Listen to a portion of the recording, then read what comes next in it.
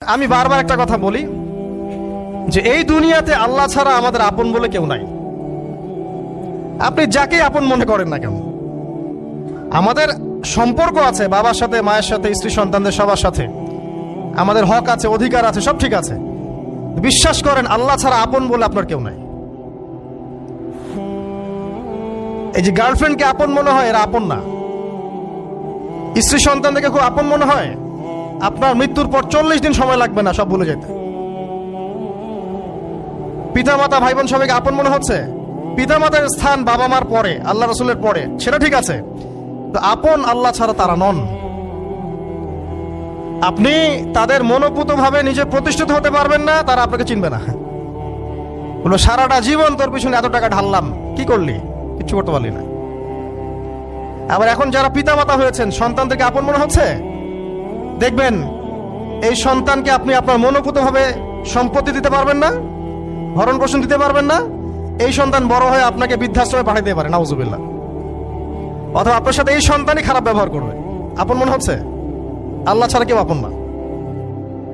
আল্লাহ ছাড়া আপন কেউ না। আর আল্লাহ ছাড়া সত্যিকার অর্থে আপনাকে আমাকে ভালো কেউ বাসে না। শুধু আল্লাহ আপনাকে ভালোবাসেন। এটা আপনারা হারে হারে উপলব্ধি করবেন যত দিন যাবে ইনশাআল্লাহ। তাই শুধু সেই আল্লাহর জন্যই নিজেকে খালেস করে দেন, আর যার যার হক তাকে তাকে দিয়ে দেন। দুনিয়াতে শান্তিতে থাকার ফিলোসফি বলছি, philosophy of happiness in this হায়াতুদ দুনিয়া, সেটা হচ্ছে যার যার হক তাকে তাকে দিয়ে দেন, নিজের হক আল্লাহর কাছে চেয়ে নেন। আর দুনিয়াকে আপন মনে করবেন না, আল্লাহ ছাড়া কাউকে আপন মনে করবেন না। আপনি সুখে থাকবেন ইনশাআল্লাহ।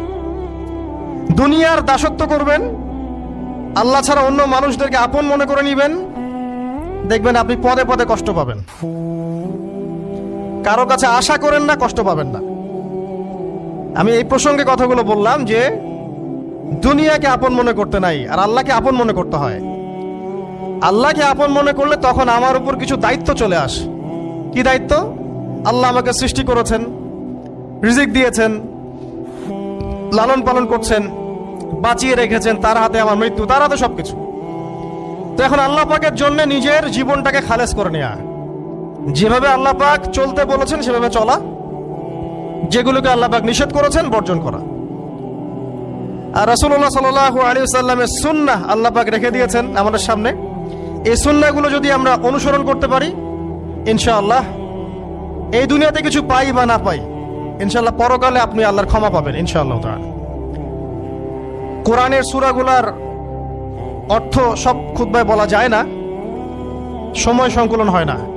এত চমৎকার ওয়াদ-দুহা সূরা আছে না, শপথ দ্বিপ্রহরের, ওয়াল-লাইলি ইযা সাজা, শপথ রাতের যখন সেটা আচ্ছাদিত হয়। মা ওয়াদ্দাআকা রাব্বুকা ওয়া মা ক্বালা, আল্লাহ কত মায়া দিয়ে তার নবীকে বলছেন যে তোমার আল্লাহ তোমাকে ছেড়েও দেন নাই, তোমার আল্লাহ তোমাকে ছেড়ে দেন নাই। ওয়ালা সাউফা ইউতিকা রাব্বুকা ফাতারদা, শীঘ্রই তোমার রব তোমাকে দান করবেন এবং তুমি সন্তুষ্ট হয়ে যাও। দুনিয়াতে চলতে গেলে দুঃখ কষ্ট হয় না? যারা